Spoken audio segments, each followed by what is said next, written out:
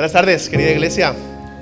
Qué privilegio de verdad poder estar aquí con vosotros de nuevo compartiendo la palabra y ser retados junto con todos los que estamos aquí, también aquellos que nos siguen a través de las redes de YouTube, etcétera, en los nuevos desafíos que nos presenta la Escritura en esta tarde.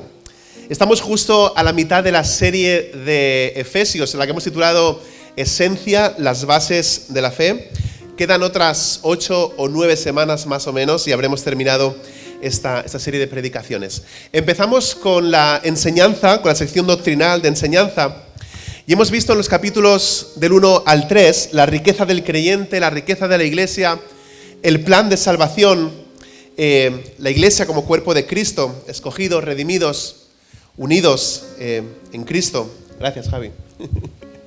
Y en la sección práctica de los capítulos del 4 al 6 hemos visto el plan divino, el plan de Dios y la parte que desarrolla, que desempeña la iglesia, ¿no? Se nos ha llamado a andar en amor, a andar en unidad, a andar en una nueva vida.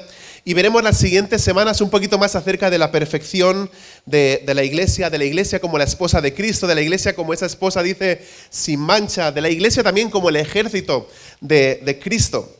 Y es que la nueva vida que hemos recibido como cristianos debe verse reflejada en un nuevo estilo de vida. Cuando naciste de nuevo, Dios te dio una nueva vida. Fuiste regenerado por el Espíritu Santo.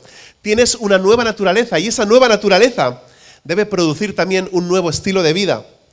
El apóstol Pablo está delineando cómo debe ser ahora, cómo debe vivir ahora el nuevo creyente. En los versículos del 22 al 24 vimos ya la semana pasada, Pablo utiliza esa analogía o esa imagen de esas ropas de las que hay que despojarse y esas otras ropas nuevas que hay que ponerse, ¿no? Hablábamos de las ropas viejas de la vida pasada y de ponerse las nuevas ropas de la gracia y vivir en la obra del Espíritu Santo y la plenitud de esa nueva naturaleza que Cristo nos ha dado.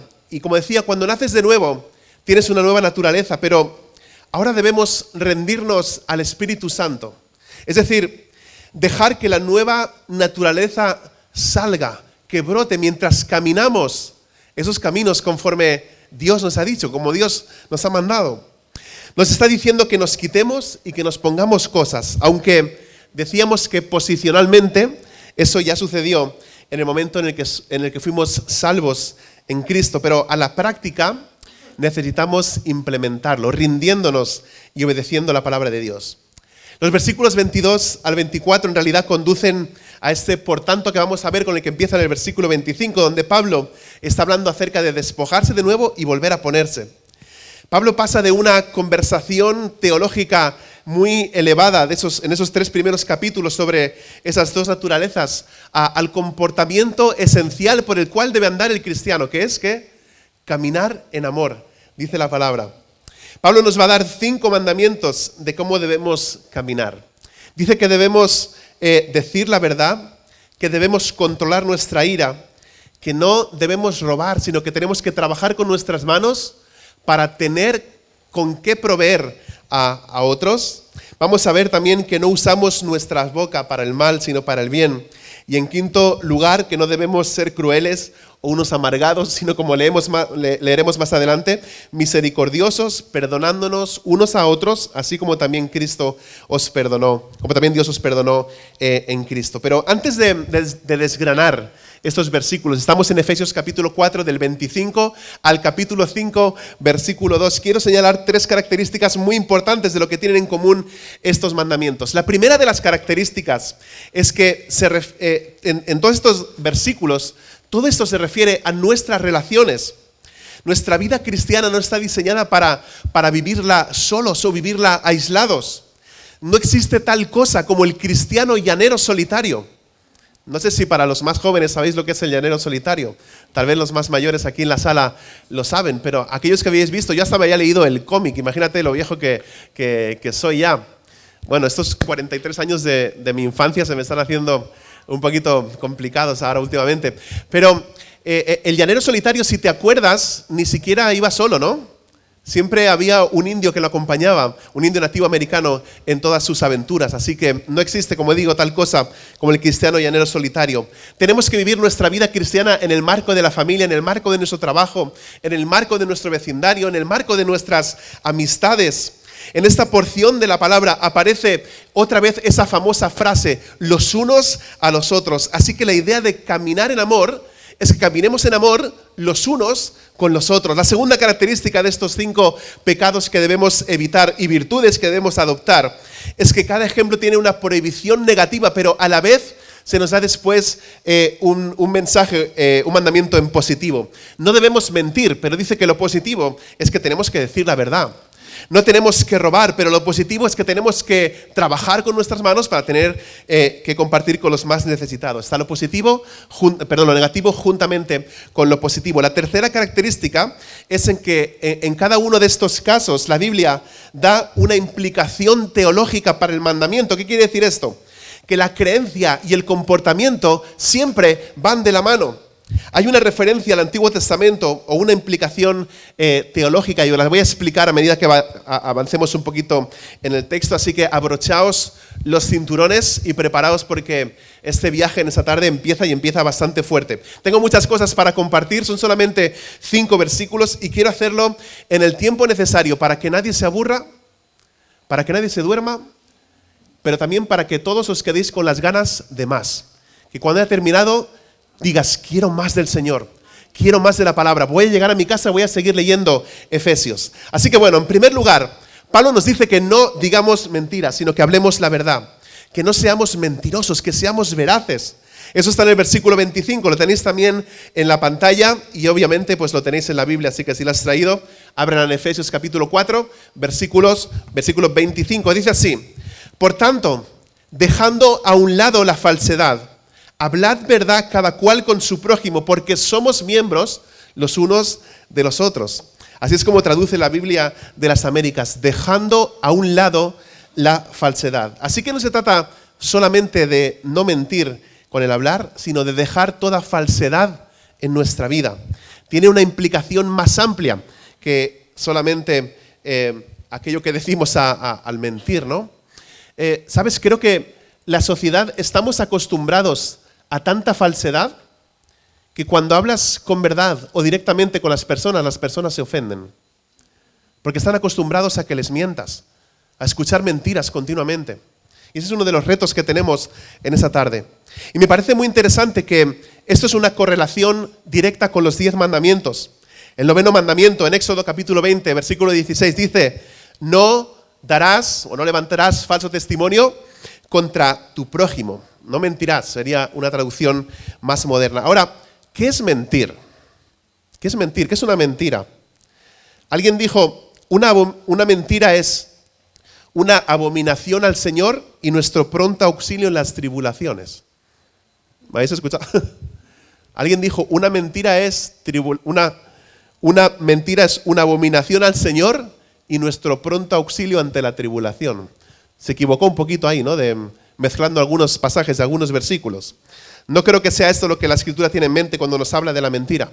Una mentira es una declaración contraria a los hechos, a lo que ha sucedido, dicha con la intención de engañar a otra persona. Así que si tú no eras consciente de que lo que dijiste no era verdad, pues entonces realmente no has mentido, ¿no? Pero si tú a sabiendas, intencionalmente, a propósito, haces una declaración para tratar de distorsionar o engañar a alguien, entonces has dicho una mentira, ¿no? Y hoy tenemos todo tipo de eufemismos para referirnos a la mentira. Lo llamamos matizar la verdad, lo decimos exagerar un poquito, hablamos de mentirijillas, ¿no? Total, que eso pues no le hace daño a nadie. Y todos habéis oído la expresión de mentiras, ¿qué? Piadosas, ¿verdad? No sé de dónde ha salido eso, pero eso corre por todos los lados, ¿no? La cosa es que tratamos de ocultar la verdad y no queremos ser honestos. Una cosa que es tan importante para nosotros, ¿no? Y por cierto que Pablo le está escribiendo a creyentes que están en Éfeso, que antes eran gentiles, que habían salido de una cultura realmente muy pagana, y ellos no tenían como una norma moral el decir continuamente la verdad, pero Dios nos da eso en su palabra: no mentirás. Así que necesitamos ser veraces. Hace unas semanas ya se nos dijo, hablando la verdad en amor, crezcamos en él en todas las cosas. La idea es que estemos hablando la verdad en cada aspecto de nuestra vida. No debe haber falsedad en nuestro discurso o en nuestras acciones. Debemos tener cuidado de no mentir, ¿no? Porque los cristianos no mienten, o no deberían, ¿no? No sé si habéis leído alguna vez Hechos capítulo 5. Hay una historia ahí, no la voy a leer ahora entera, solo voy a mencionar cuando Ananías y Zafira, un matrimonio, hicieron como, hipócritamente o fingieron como si le estuvieran dando a Dios todas las ganancias de un terreno que ellos habían vendido. Si tú lees esa historia en Hechos capítulo 5, vas a ver que en ningún momento se les obliga a este matrimonio a vender sus tierras. En ningún momento se les obliga a vender y darlo todo para el Señor, para el Evangelio.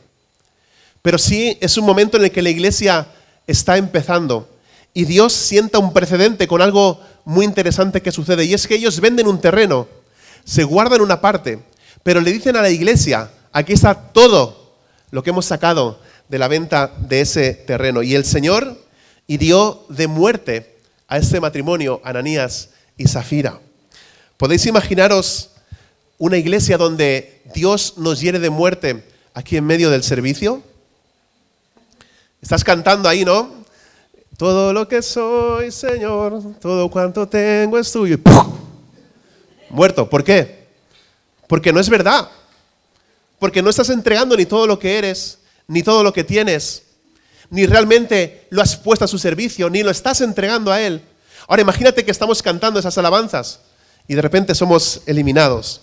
Tendríamos que empezar un ministerio de funeraria, ¿no? Sacando a la gente aquí de medio del servicio. La Escritura dice que ninguno de los demás se atrevía a juntarse con ellos. O sea, la iglesia está empezando, están predicando el Evangelio, ya ha sucedido la cuestión del bautismo del Espíritu Santo, ellos ya están predicando, están por ahí, sucede esta cuestión, y dice la Escritura que nadie se atrevía a juntarse con ellos. Claro, yo tampoco, ¿eh?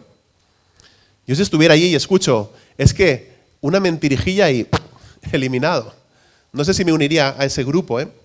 Pero Dios se tomó la hipocresía o el doble ánimo o falsedad, podemos decirlo, y el engaño muy, muy seriamente. Y como digo, hirió de muerte a Ananías y a su esposa Zafira. Ahora recordad que Satanás es un mentiroso. Y dice la Escritura que Satanás es, ¿qué? El padre de la mentira. ¿Qué significa que es el padre de la mentira?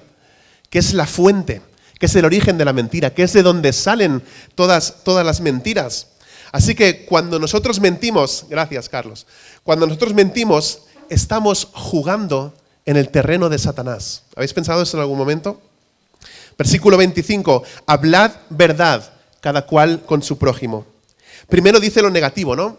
No mientas, no practiques la falsedad. Y si estás viviendo en la mentira o estás mintiendo para cubrirte, pues entonces necesitas arrepentirte delante de Dios y estar a cuentas con Dios.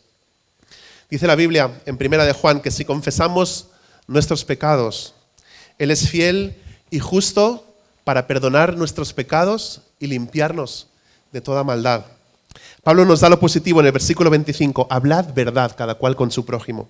Así que nuestras relaciones se construyen sobre la verdad y la confianza. Todas las relaciones deben construirse sobre esta base, la base de la verdad y la confianza. Tiene una aplicación increíble para cada uno de nosotros, de los que estamos aquí, ¿no? Pero también para los matrimonios. Más adelante se va a hablar acerca de eso. No es la interpretación principal, pero no se puede tener una relación de matrimonio basada en la deshonestidad, ¿no? Basada en la mentira. Siempre que hacemos consejería prematrimonial con Dulce a esas parejas que se van a casar, una de las cosas que decimos es nunca rompáis la confianza el uno del otro. Nunca rompáis la confianza el uno del otro. Sed siempre honestos, porque una vez que has roto esa confianza, es muy, muy muy difícil volver a recuperarla, a veces incluso imposible. Mucho de lo que estamos viendo en esta tarde, si estás casado, pues tiene una aplicación para ti. Pero como digo, también aplica para cada una de las relaciones humanas. Ahora, fíjate que el motivo no es solo que la otra persona es tu prójimo, sino dice que debemos amar en la iglesia, el cuerpo de Cristo. Al final del versículo 25, porque somos miembros los unos de los otros. Esto es el contexto del cuerpo de Cristo, ¿no? Y somos miembros los unos de los otros. Cuando tu cuerpo le miente a otras partes de tu cuerpo, o tu cabeza le miente, por ejemplo, a otras partes de tu cuerpo, pues estás en un gran problema, ¿no? Cuando tu cerebro empieza a mentirle a partes de tu cuerpo, pues créeme que vas a estar en problemas. Me acuerdo que tenía como 12 o 13 años y nos fuimos de vacaciones a la Alta Ribagorça. No sé cuántos habéis estado cerquita del Pirineo lleidatà. Está en un lugar que se llama Boí-Taüll. No sé si conoces este sitio, pero soy tan viejo que yo era miembro del Club Super 3. ¿Os acordáis del Club Super 3? Que aparecía uno así rojo como yo, que era el Tumatic, ¿sí? Y el Tumatic daba premios y para junio mi hermano y yo cumplíamos años y siempre nos enviaban entradas para diferentes lugares. Antes hacían esto en la televisión pública, en TV3 por lo menos. Y recuerdo que nos llegaron esas entradas para ir a jugar un minigolf a este lugar de Boí-Taüll. Y para hacer corta la historia, pues estuvimos con mis padres por todo el Pirineo, caminando, haciendo esto, lo otro y tal. Y hubo un momento del día en que se acabó la hora de esto del minigolf, de la tirolina, del tiro con arco y todas esas cosas que estábamos haciendo. Y empezamos a pasear por el bosque. Llegamos a un lugar en que había un río. Y había este río y mis padres dijeron, vamos a encontrar la forma de bordearlo. Y yo dije, yo voy a saltar. ¿Y qué pensáis que pasó? Salté el río. Salté el río y llegué al otro lado. Y mis padres tardaron un poquito más porque estaban dando la vuelta no sé dónde, pero llegaron donde yo estaba. Total de que pasamos el resto de la tarde caminando por el bosque y a la vuelta bajamos por otro lugar y otra vez había ese río. Y mi cabeza le dijo a mi cuerpo, vas a saltar. Y mis padres me dijeron, no saltes. ¿Y qué pensáis que hizo el cabezón? Salté. ¿Y qué pensáis que pasó? Llegué al otro lado de la orilla, pisé el borde, me caí para atrás y me caí en un río de un palmo de barro. Y me levanté, pues hecho muñeco de barro de ahí del lugar, y mis padres diciendo la frase que le decimos a nuestros hijos, te lo dije, te lo dije. Nuestro cuerpo, y hablamos de la iglesia, del cuerpo de Cristo, debe trabajar en unidad. Debe trabajar en unidad. Así que no podemos mentirnos unos a otros. Somos hermanos y hermanas, somos parte de la familia de Dios. Así que no debemos fingir, ni ser deshonestos, ni engañosos los unos a los otros. Acordaos que en Efesios 4, del 1 al 16, Pablo puso mucho énfasis en que debemos andar en unidad, usando nuestros dones en amor para edificar el cuerpo de Cristo. La comunión se construye sobre la confianza y se construye sobre la verdad. Así que la falsedad debilita, mientras que la verdad fortalece, y es muy importante. Ok, fijaos en el segundo mandamiento, versículos 26 al 27. Dice, airaos, pero no pequéis. No se ponga el sol sobre vuestro enojo, ni deis oportunidad al diablo. Aquí el apóstol Pablo está citando el Salmo 4, versículo 4. Ahora, ¿qué quiere decir? En el versículo 26, airaos, pero no pequéis. Eso podría asustar a alguna de las personas que ha empezado a leer la Biblia recientemente, ¿no? Oye, la Biblia está diciendo que nos enfademos, que nos airemos, pero no pequemos. Y algunos se podrían alegrar, ¿no? Diciendo, la Biblia dice que nos podemos enfadar y bastante. Pero dice, airaos, pero no pequéis. Creo que lo que nos está diciendo es que la ira, que por cierto, la ira es neutral. La ira puede ser buena o puede ser mala. Tenéis que ver la película del revés, la 1 que está en las plataformas y la 2 tenéis que aprovechar que está ahora en el cine. Nosotros fuimos esta semana a verla al cine y fue muy, muy interesante. Pero depende de si es un enojo justo. Los estudiantes del seminario le llaman una indignación justa, es decir, cuando odiamos las cosas que Dios odia. A eso se le llama indignación justa. O si es un enojo malo, que está fuera de control, ¿no? Cuando pierdes los estribos, cuando ya se te va la olla, pues ahí, malo. El temperamento es algo bueno, pero cuando lo perdemos, pues es algo malo. Airaos, pero no pequéis. Es un versículo que siempre viene a mi mente cuando conduzco por Barcelona. No sé si os pasa a vosotros lo mismo, pero es complicado, ¿no? Vienes de una ciudad tranquila aquí como Vic y te empiezas a meter en esa ciudad en la que te aparecen motos por aquí, patinetes, bicis, personas caminando en, no sé, bueno, Fórmulas 1, eso no, porque ahí pusieron vallas y todo, pero es complicado, ¿no? Y lo digo en serio, cuando estoy en Barcelona me viene a la mente este pensamiento, porque reventaría la bocina pues todo el rato, ¿no? A cada paso, a cada rotonda, a cada calle estarías pitando, levantando las manos, gritando, etc. Jesús demostró ira en los evangelios. No sé si te acuerdas cuando Jesús entra al templo y ve a los líderes religiosos y a los cambistas ahí cambiando dinero y cambiando aquellas palomas y esos animales, vendiéndolos, etc., para que fueran sacrificados por unas cantidades de dinero exorbitantes. Dice que él hizo un látigo, que él volteó las mesas y con el látigo los echó del templo. Y no creo que lo hiciera con educación o cortesía, no creo que dijera, perdón, pero voy a molestar un poquito aquí ahora. Él llegó y empezó a volcar todas las cosas y a tirarlo todo. Les voltea las mesas, hace un látigo, los expulsa porque estaba airado, pero con una justa indignación por las cosas, las mismas cosas que le enfadan a Dios. Y creo que uno de los problemas que tenemos en la iglesia hoy es que hay muchos cristianos que no están justamente indignados, no están enfadados con el pecado y lo que le hace a la gente y cómo deshonra y difama a Dios. Y es que necesitamos pensar en la deshonra que le trae el pecado a Dios y lo dañino que es también para la gente. Jesús mostró ese tipo de indignación justa. ¿Qué es una indignación entonces injusta? ¿Qué es una indignación injusta? Aquella que es egocéntrica, que está enfocada en uno mismo, en nuestros intereses, aquella que debido a nuestro orgullo empieza a plantear cosas que en realidad no sucedieron de tal manera, ¿no? Pero nos enfadamos por razones egoístas y también pecaminosas. Os recuerdo un momento crucial en la historia del pueblo de Israel. Está Moisés con el pueblo en el desierto y la gente tiene sed. Y entonces Moisés se acerca para hablar con Dios en aquella tienda de reunión. Y hay un mandamiento, hay una orden que le da Dios a Moisés. ¿Qué tienen que hacer para que salga agua de la roca? Le dice, háblale a la roca. ¿Y qué es lo que hace Moisés? Moisés golpea la roca con un montón de rabia. Eso está en Números capítulo 20. Salió agua, es cierto, pero Dios le dijo, Moisés, la has liado parda. Yo no estaba enfadado y lo has hecho como si yo estuviese enfadado. No me has santificado a los ojos del pueblo, por lo tanto, no vas a entrar en la tierra prometida. Y Dios le hace esta promesa y Moisés no entra a la tierra prometida. Dios se lo toma muy en serio. También nosotros tenemos que ser muy cuidadosos.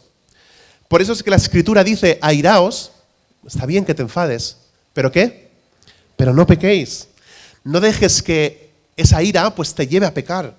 Asegúrate de no cruzar esa línea de una indignación justa a una indignación injusta. Versículo 26, que no se ponga el sol sobre vuestro enojo. ¿Qué significa esto? Significa que no permitas que la ira injusta se quede ahí y que se vaya haciendo cada vez más y más grande. Que no continúes albergando ese enojo y esa amargura en tu corazón. ¿Por qué? Porque es peligroso. Hace un tiempo, no recuerdo exactamente cuándo, tal vez si le preguntáis a ella se acordará de la fecha. No sé si la Ana se acuerda de una discusión que tuve con ella en el grupo de alabanza. Digo porque las mujeres se suelen acordar de las fechas exactas en ese terabyte que el Señor les ha regalado de memoria. Pero si ha perdonado realmente, pues no se acordará, ¿no? Pero hace un tiempo tuvimos una discusión fuerte durante un ensayo del grupo de alabanza. ¿Te acuerdas? Sí, ya se ha acordado. Los del grupo de alabanza que estaban también se acuerdan, ¿no? Tuvimos una discusión bastante fuerte ese día en el grupo de alabanza y en gran parte culpa mía, porque yo empecé a alimentar cosas que tenía que haber callado un poquito antes y bueno, pues también sumado a que conocéis a Ana y su carácter fuerte, no he dicho malo, fuerte, ¿vale? Entonces tuvimos ahí ese choque, eso era para una película, para ponerle choque de titanes, era la película, ¿no? Pero la cuestión es que discutimos durante el tiempo de alabanza. Ella se marchó, después no quería cantar, pero le entregó su orgullo al Señor y cantó, que ella misma dijo, en otra época no hubiera cantado, pero Dios está obrando en cada uno de nosotros, ¿no?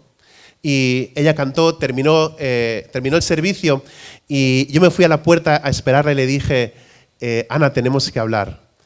Y estuvimos hablando y estábamos en el despacho aquel que tenía todas las ventanas abiertas en el otro local, y alguien desde fuera nos vio que estábamos hablando, nos vio que lloramos, nos vio que nos abrazamos, nos vio que nos besamos, y después, antes de marcharse, por eso os cuento esta historia. Antes, una para que veáis que no soy perfecto, que ya lo sabéis, pero otra para que veáis que pasan cosas también, pero que las solucionamos, ¿no? Bíblicamente. Pero en ese momento, antes de marcharse, Ana me dijo algo que se me quedó grabado en la mente y en mi corazón, pero de una forma muy cariñosa. Me dijo, gracias por haber hablado antes de que me marchara, porque si me hubiera ido, no sé qué hubiera pasado. Esto es una forma práctica de que no se ponga el sol sobre vuestro enojo. Si tienes algo contra alguien, contra algún hermano, háblalo. Háblalo en el momento en el que tengas oportunidad. ¿Por qué tenemos que perdonar rápido? Eso es lo que significa que no se ponga el sol sobre vuestro enojo. Significa perdona rápido. ¿Por qué? Porque si no lo hacemos, le estamos dando al diablo un punto de apoyo.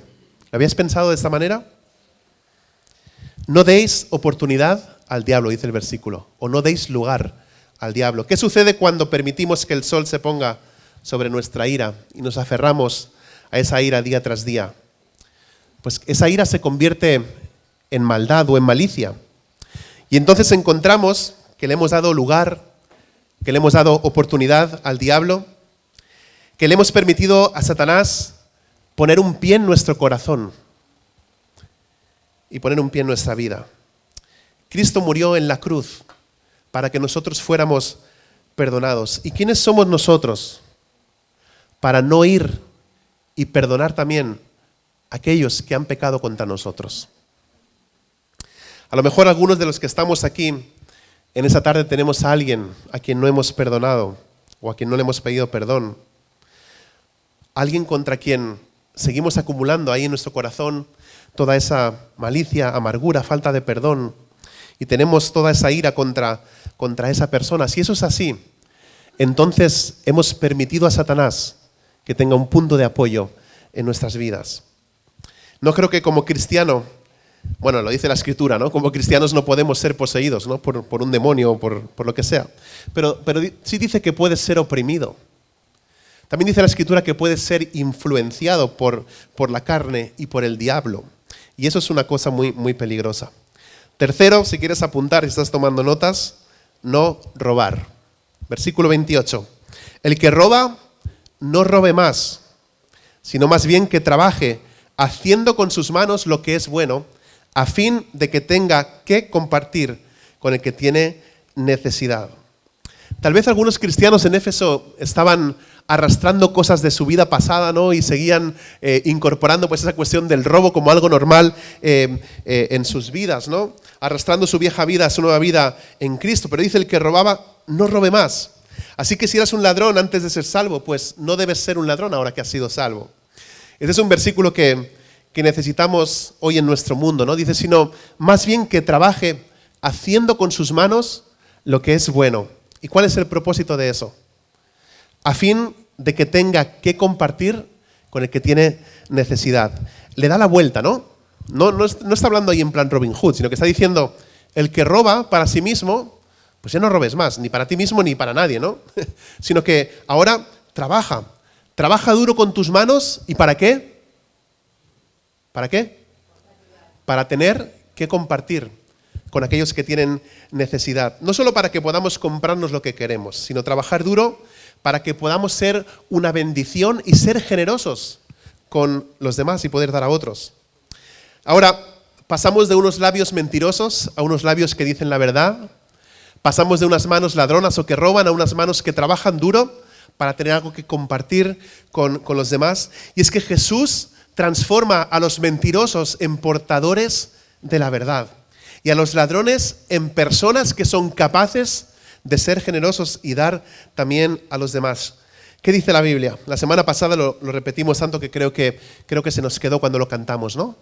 Todo lo haces nuevo. Dice que somos hechos una nueva criatura.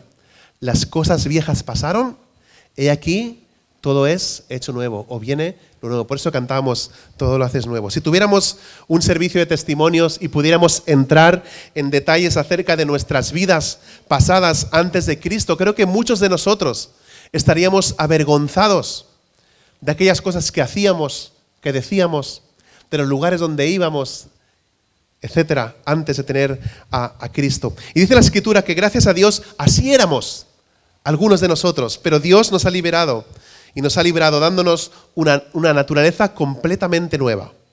Fijaos en la cuarta cosa, versículos del 29 al 30. No salga de vuestra boca ninguna palabra mala, sino solo la que sea buena para edificación, según la necesidad del momento, para que imparta gracia a los que escuchan. Y no entristezcáis al Espíritu Santo de Dios, por el cual fuisteis sellados para el día de la redención. Como te decía antes, Pablo pasa de la teología a la vida cristiana práctica. Y es interesante que el versículo 30 esté situado en esta sección de la Escritura cuando está hablando de nuestra forma de hablar. Lo podrían haber colocado bajo cualquiera de los otros pecados que tenemos que evitar, ¿no? Bajo la mentira o cualquier otra cosa, ¿no? Podría ser colocado bajo el hecho de mentir, de enojarse, de robar. Cualquiera de esas cosas entristece al Espíritu Santo de Dios. Pero el Espíritu de Dios es el que habla. Él es el que inspiró las Escrituras. Él sopló, Él dio vida. Y Él nos habla a través de la palabra de Dios. Y a Él le entristecen todas esas conversaciones obscenas. Si hay algo que debe marcar al verdadero Hijo de Dios, es que sus palabras deben ser misericordiosas y edificantes. Para el cristiano el lenguaje vulgar o grosero no tiene cabida. No está bien, ¿no? Es algo que debe preocuparnos si eso está pasando en nuestra vida. Porque si así está el pozo, pues cuando saques, eso es lo que vendrá también en el cubo. Si Dios te ha perdonado y Él te ha dado el Espíritu Santo, entonces debería afectar también la manera en la que hablas, ¿no? Y hablar es un don maravilloso de Dios. A mí me ha dado el don de hablar. Te lo prometo, puedo hablar por horas. No tengo límite. Si no me dice mi mujer, ya vámonos, o para, o lo que sea, o déjale hablar a otro. Tenemos nuestras señas y nuestras cosas para cuando estamos en grupo y tiene que hablar otro, me hace sus miradas y parece que inteligentemente yo me haya callado para que otro hable, ¿va? Pero en verdad ya me está diciendo como ya que hable otro, ¿no? Hablar es un don maravilloso de Dios. Es una de las capacidades que refleja la raza humana, ¿no? Y es una de las semejanzas que tenemos con Dios. Sé que hay gente que piensa que los delfines hablan. Y hay gente que piensa que su perro le habla también. Eso es preocupante. Si tú crees que tu perro habla, y entonces no tienes que hablar conmigo, tienes que ir al psicólogo a otro lugar, ¿no? Los animales no tienen el don de hablar. Los animales se comunican, eso sí, se comunican, ¿vale? Pero no tienen palabras ni hablan como los seres humanos. Es que Jesús se convirtió en el Logos. Jesús se convirtió en el Logos. Jesús se convirtió en la palabra viva y la palabra de vida. Y Dios habla a través de lo que Él ha hablado, habla a través de su palabra escrita. Y esto nos distingue del reino animal. Yo aprendí eso por lo menos en el colegio cuando era pequeño. Me decían, las vacas mugen, los gatos, eso no se lo sabe nadie, ¿va? Así, maullan. Los pájaros cantan o pían, ¿no? Lo que sea, pero las personas hablan. Por lo menos, esto me decía mi profesora cada vez que me portaba mal y hacía algún grito, me decía, las vacas mugen. Entonces me caí toda la película, ¿no? Nosotros hablamos porque tenemos esa capacidad. Tenemos que asegurarnos de que nuestra forma de hablar honra a Dios. Sean gratas, dice el Salmo 19:14. Mira qué pasada de Salmo. Sean gratas las palabras de mi boca y la meditación de mi corazón delante de ti. Oh Señor, roca mía y redentor mío. Y es que cuando nuestras palabras salen de nuestra boca, tienen que ser, dice el texto, según la necesidad del momento, para que imparta gracia a los que escuchan. Versículo 30, mi nuevo versículo favorito de Efesios. Pablo dice, y no entristezcáis al Espíritu Santo de Dios, con el cual fuisteis sellados hasta el día de la redención. Hay un montón de doctrina importante en este versículo, pero solo voy a señalar un par de cosas. Una es que indica que el Espíritu Santo es parte de la Trinidad, de Dios Padre, Dios Hijo y Dios Espíritu Santo. Tenemos tres personas, pero solamente un Dios.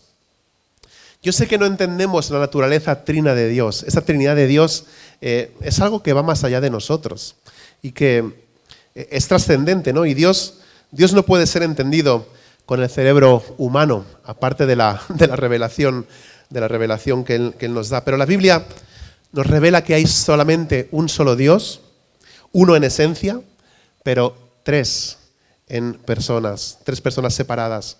El hecho de que se le llame Espíritu no significa que no sea una persona, ¿no? Esta es una de las muchas referencias que hay en la Biblia para indicar lo que se llama la personalidad del Espíritu Santo, que Él está sujeto al trato personal. Dice que puede ser contristado, puede ser entristecido. Significa también que eso está sujeto al dolor personal. Es una característica de la personalidad. El Espíritu Santo puede ser contristado. Al Espíritu Santo se le puede mentir. Puede ser blasfemado. Se le puede resistir. Es la tercera persona de la Trinidad. No es una fuerza. No es un eso. Es un ser personal. Es la tercera persona de la Trinidad. Así que no lo entristezcamos. Dice, por el cual fuisteis sellados para el día de la redención. Esto es lo que encontramos hace unas semanas en Efesios capítulo 1, versículo 13. Que nosotros fuimos sellados con el Espíritu Santo de la promesa. ¿Cuándo? Cuando creímos. Tenéis ahí el texto entero. Todo cristiano, en el momento que nace de nuevo, no solamente es regenerado. Eso significa nacer de nuevo, recibir nueva vida. Sino que viene a habitar el Espíritu Santo. Pero además, en tercer lugar, dice que es sellado con el Espíritu Santo hasta el día de la redención. No solo viene a vivir dentro de ti, te da una nueva vida, vive en ti, tu cuerpo se convierte en el templo del Espíritu Santo y luego Él te sella. Este versículo es especial porque, a diferencia de Efesios capítulo 1, versículo 13, nos dice hasta qué día vamos a tener ese sello del Espíritu. ¿Y qué dice? Hasta el día de la redención. Y permíteme que te diga algo, estar sellado indica dos cosas muy claras. Propiedad y seguridad. Estás sellado. No puedes romper ese sello. Cuando naces de nuevo y se te da el Espíritu Santo y Él te sella, ¿cuánto tiempo va a durar ese sello? Según el versículo 30, hasta el día de la redención. ¿Qué quiere decir eso? Hasta el día que llegues al cielo. Es simple, ¿no? Pero mucha gente se enreda con esto. Muchísimo. No tienes que pedir el sellamiento. No tienes que buscar el ser sellado. No tienes que orar para ser sellado.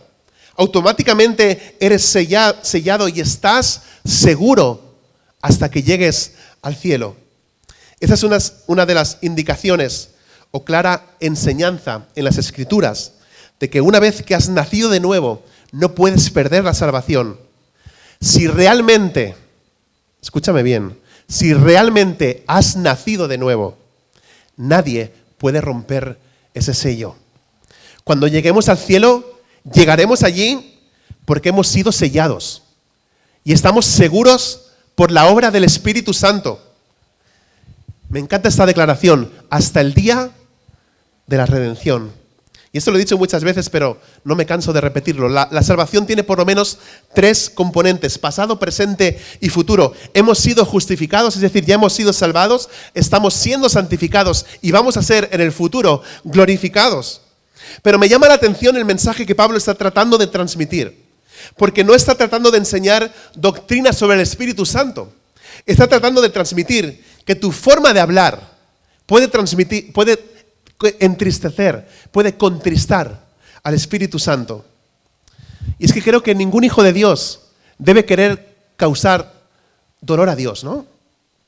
Cuando eras más joven y vivías en casa de tus padres, no sé si has tenido esa experiencia o es la de todos, pero no sé si alguna vez hiciste algo que causó que tu madre llorara.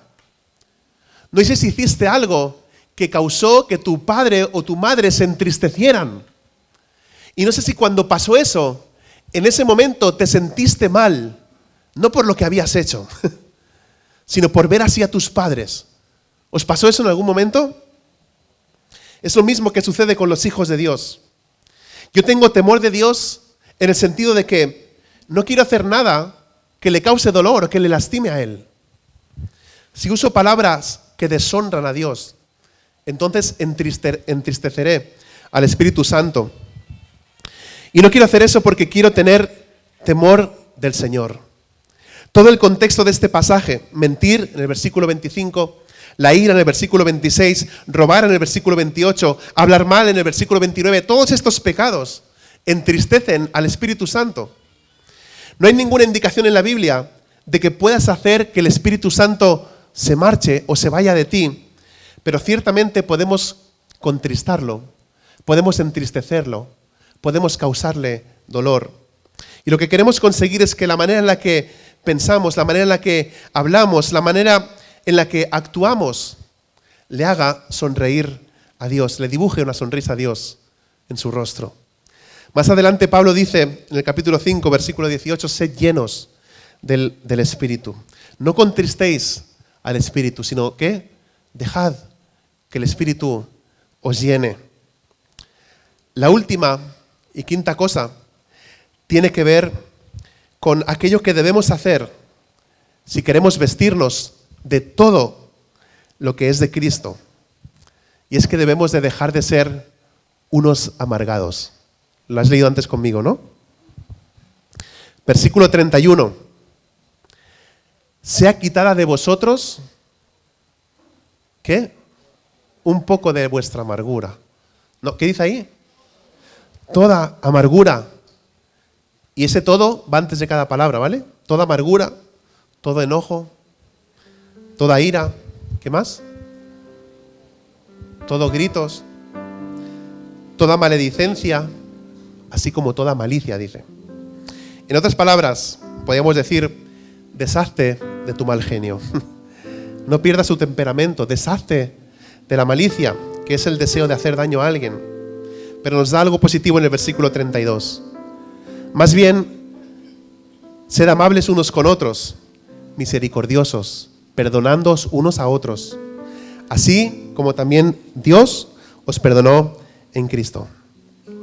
Hace unos años Adrián me habló de un teólogo que se llama Harry Allen Ironside. Y resulta que investigando acerca de ese teólogo, Ironside es de las asambleas de hermanos.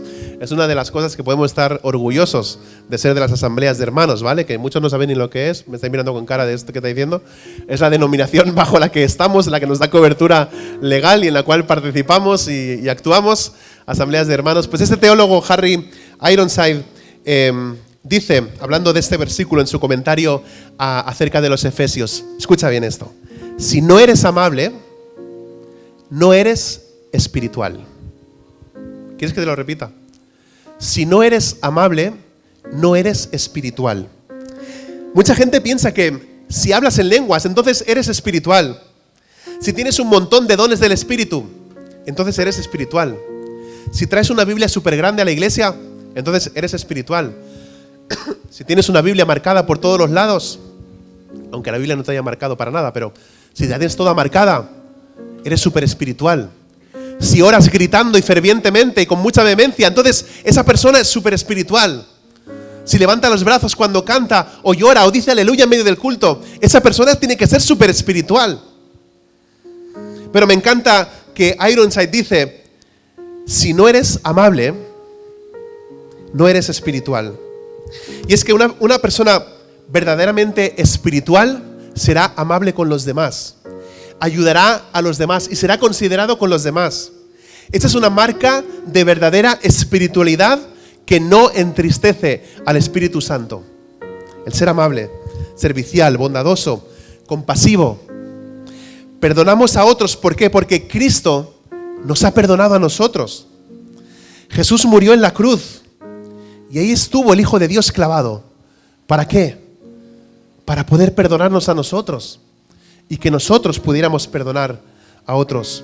Acudimos a la cruz para ser perdonados y nos quedamos ahí y contemplamos la cruz también para poder perdonar a otros.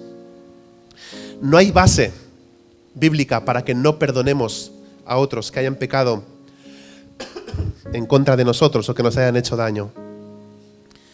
Pero no falta el hermano o la hermana que dice, ¿y si la otra persona no me quiere pedir perdón? ¿No? No sé si tú mismo lo estabas pensando ahora mismo. ¿Y si el otro no me quiere perdonar o no me quiere pedir perdón? ¿Entonces qué? Pues tú sigues igual. Tú sigues no llenándote de ira, ni llenándote de malicia, ni llenándote de enojo, porque eso solamente entristece al Espíritu Santo. Y este pasaje es un poco raro porque en nuestras Biblias acaba en el siguiente capítulo, en el versículo 1 y 2. En Efesios 5, 1 y 2 termina el pasaje y lo sabemos porque ahí habla de una conclusión, ¿no? Y dice, sed pues, después de todo esto que os he dicho, sed pues imitadores de Dios como hijos amados. Y andad en amor, así como también Cristo os amó y se dio a sí mismo por nosotros, ofrenda y sacrificio a Dios como fragante aroma. ¿Por qué lo hacemos? Porque somos hijos de Dios. Amén. Somos hijos de Dios y es hora de que vivamos como hijos de Dios. Si tú dices que eres hijo de Dios, entonces debes vivir como hijo de Dios. Si yo digo que soy hijo de Dios, tengo que vivir como un hijo de Dios. Así que, ¿qué os parece si nos ponemos en pie y terminamos orando y pidiendo a Dios que sea su Espíritu el que obre con poder en nosotros para poder llevar a cabo toda esta práctica? Porque hemos dicho que los primeros 3 capítulos había mucha doctrina, mucha enseñanza, pero ahora nadie se puede quejar de que qué aburrida que es la palabra porque la leo y no me dice nada. No, aquí te dice un montón de cosas que tienes que hacer, y cosas que no hacer, cosas que tienen que ser transformadas, pero yo no puedo hacerlo. ¿Sabes? Yo no puedo cambiarme a mí mismo.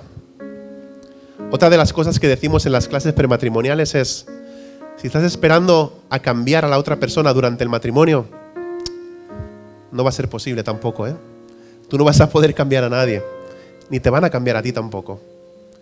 El único que puede cambiarnos realmente es Dios.